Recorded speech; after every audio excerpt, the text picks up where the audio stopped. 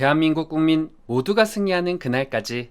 안녕하십니까, 알뜰맨입니다. 3대 지수는 모두 보합세로 마무리가 되었는데요, 큰 폭의 등락 없이 약보합세로 마감이 되었다라고 이야기를 드리고 싶네요.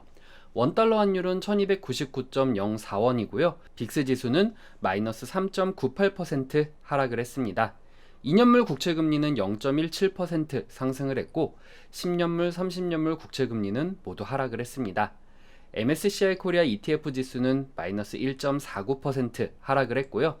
달러 인덱스는 마이너스 0.19% 하락을 했습니다. 식품 배달 서비스 사업 플랫폼 도어대시는 RBC 캐피털 마켓에서 주식 등급이 하향 조정된 후에 주가가 하락을 했습니다. 주문량 증가 둔화와 우버와의 경쟁 심화를 이유로 들었는데요. 도어대시는 마이너스 3.38% 하락을 했습니다. 솔라 엣지는 중국 태양광 제조업체들이 관세를 회피하고 있다라고 상무부가 잠정 보고서를 발표한 후에 주가가 4.4% 상승을 했습니다.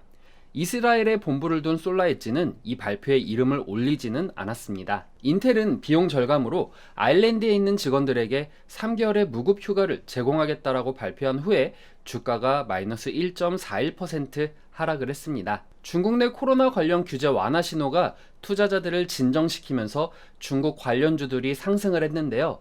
바이두가 4.7%, JD.com이 5%, 핀듀오가 3.1%, 네디즈가 3.9% 상승을 했습니다. 11월 비농업 고용률은 26만 3천 명으로 지난달 28만 4천 명보다는 하회를 했지만 예상치 20만 명을 상회했습니다. 11월 실업률은 3.7%로 지난달 3.7과 예상치 3.7%를 부합했습니다. 11월 고용이 예상보다는 긍정적으로 나오게 되면서 국채금리가 상승을 하고 미 증시가 힘을 받지 못하는 상황이 연출이 되었습니다. 지금은 파월 의장의 발언으로 12월 50bp 인상에 대해 의심을 하지는 않지만 이로 인해 연준이 예상보다는 오래 높은 금리를 유지할 수 있다라는 부분을 우려했습니다. 토머스 바킨 리치먼드 연준 총재는 노동 공급은 계속 제한적일 것이라면서 수요를 균형 있게 되돌리려는 연준의 노력은 쉽지 않을 것이다 라고 언급을 했습니다. 뱅크레이트의 수석경제 애널리스트 마크 햄릭은 11월 고용지표가 미국 노동자들에게 희소식이었지만 주식과 채권이 모두 매도세를 보이면서 시장은 덜 낙관적일 것이다 라고 평가를 했습니다. 브랑크 쉬인 웰스 매니지먼트 CIO인 로버트 쉬인은 예상보다 강력한 고용보고서는 연준이 금리 인상을 계속하고 적어도 노동시장이 약화되기 시작될 때까지 긴축 통화 정책을 유지할 더 많은 이유를 제공한다라면서 이는 시장이 듣고 싶어하지 않는다는 신호다라고 이야기를 했습니다. 금일 원자재 가격은 역시 혼조세를 보였는데요. 천연가스는 마이너스 7.47%, 런던가스오일은 마이너스 5.12%, 귀리는 마이너스 4.95%, 목재는 마이너스 3.65% 하락을 했으며 오렌지 주스는 2.91%, 알루미늄은 2.58%, 은은 2.29% 상승을 했습니다. 패드워치에 의하면 연준이 이번 12월 회의에서 금리를 50bp 인상할 확률은 77%, 75bp 인상할 확률은 23%로 나타났습니다. 1월물 서부 텍사스산 원유 WTI 가격은 전장보다 1.24달러 하락한 배럴당 79.98달러, 1.53% 하락 마감을 했습니다. 달러의 약세와 중국의 코로나 봉쇄 조치 완화 기대가 유가를 지지했지만 이날은 최근 반등에 따른 숨고르기와 4일날 진행되는 오펙 플러스 회의를 앞둔 경계감으로 인해 소폭 하락을 했습니다.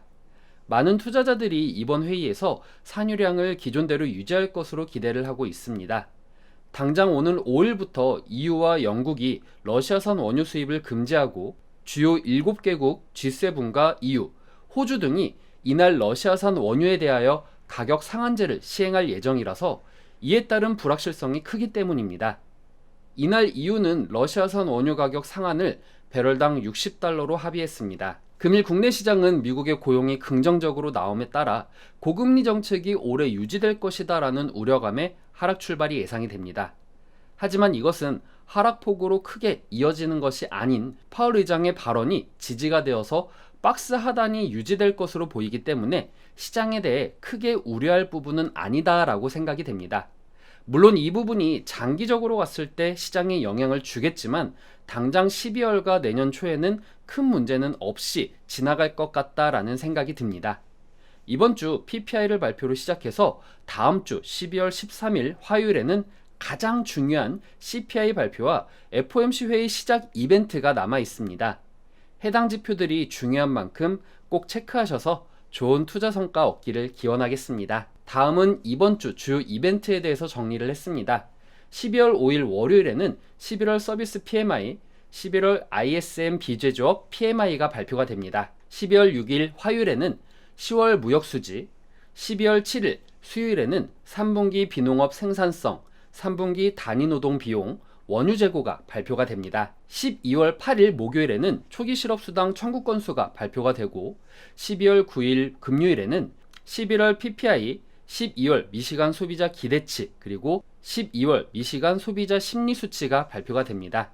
오늘 내용 괜찮았다 생각되시는 분들은 하단에 구독과 좋아요, 알람 설정을 눌러주시면 제가 영상을 만드는데 큰 힘이 될 것 같습니다.